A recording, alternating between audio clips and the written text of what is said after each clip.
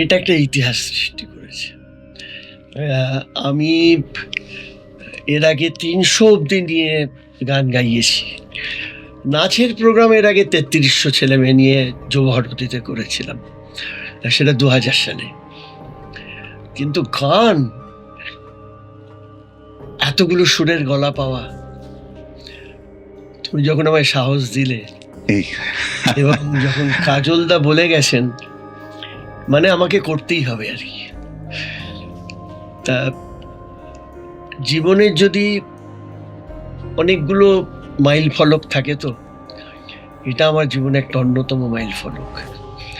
আমি বিদেশে গিয়ে 100 ছেলে মেয়ে নিয়ে গান করিয়েছি, ওখানকার ছেলে মেয়েদের দিয়ে। হ্যাঁ, আমি তার সাক্ষী। আমি টরন্টোতে বঙ্গ সম্মেলনে সেই অনুষ্ঠান দেখেছি।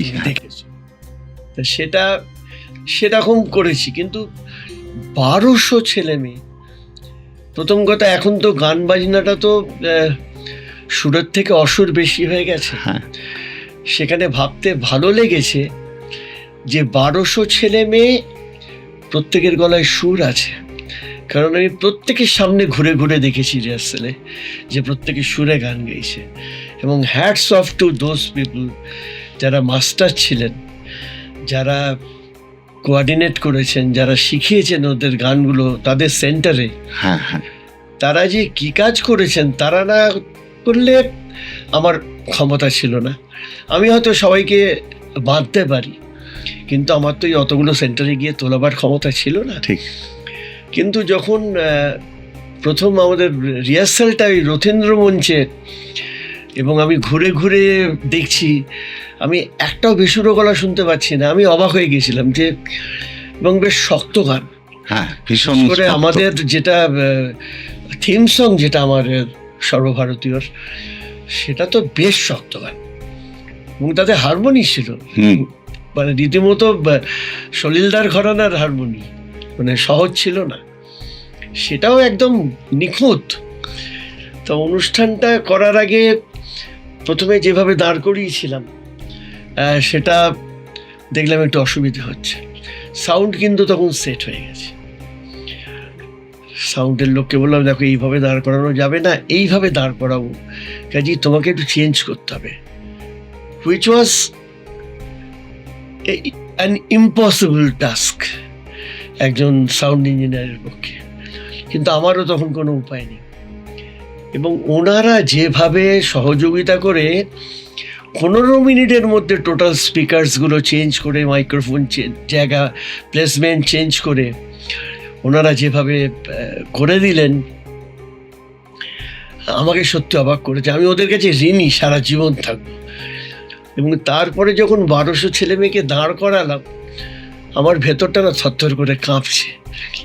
এত, আমি জেনারেলি খুব কুল থাকি, সেদিনকে অতগুলো ছেলে মেয়ে, তার উপর সবাইকে ঠিকঠাক জায়গায় দাঁড় করাতে পারছি না। যারা মাস্টারমশাই, তাদেরও ঠিক জায়গা দিতে পারছি না দাঁড় করাবার। আমার নিজের খুব খারাপ লাগছে, কিন্তু উপায়হীন, মানে এমন একটা অবস্থার মধ্যে পড়েছি। তারপরে মিউজিশিয়ানসও ছিল, ভায়োলিন, চেলো, শরৎ, সানাই, বাঁশি, কিবোর্ড দুটো, রিদম দুটো, মানে সেখানেও তো প্রচুর মিউজিশিয়ানস, তাদের ব্যালেন্স করা অতগুলো কণ্ঠের সঙ্গে। কিন্তু হয়তো কাজলদারই আশীর্বাদ, শুরুর ওই সানাইয়ের আওয়াজটা থেকে শুরু করে, মূল গানটা কিন্তু সানাইটা ছিল না, মানে সেই দিনের জন্যই ওটাকে তুমি করেছিলে, যে একটা শুভ মুহূর্ত শুরু করা, সেই জন্যই আমি ওটাকে আলাদা করে জুড়েছিলাম, তো মূল গানে ছিল না। এবং এত সুন্দরও বাজালো, মানব বাজিয়েছিল। ওইখান থেকে শুরুর থেকে আরম্ভ করে শেষ অবধি যেন মনে হলো একটা ছবির মতো হয়ে গেল, এবং সবাই এত স্মার্টলি প্রেজেন্ট করলো। এবং আমারও একটা এমন শক্তি ভেতরে কাজ করলো যে আমি তখন একটু শারীরিকভাবে অসুস্থই ছিলাম, এবং সেদিন কি আমার বাইরে যাওয়া ছিল, আমার মনে আছে বম্বে যাওয়া ছিল, আমি ওখান থেকে এয়ারপোর্টে দৌড়েছিলাম। তা একটা অসাধারণ কাজ হলো। এবং পরে যখন সেটা তুমি আমায় ভিডিওটা পাঠালে, আমি জানি না যে এইরকম কাজ পৃথিবীতে আর কটা হয়েছে, আমি খুব দায়িত্ব নিয়ে বলছি, নিশ্চয়ই হয়েছে, কিন্তু আর কটা হয়েছে এখানে হয়নি, এটা আমি গ্যারান্টি দিতে পারি।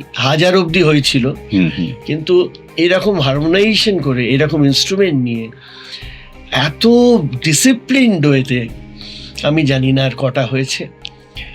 এটা আমার জীবনে একটা সত্যিই মাইল ফলক, এবং তার জন্যে প্রথম ধন্যবাদটা তো কাজলদাকে জানাতে হয়, যিনি আমার নাম প্রপোজ করেছিলেন।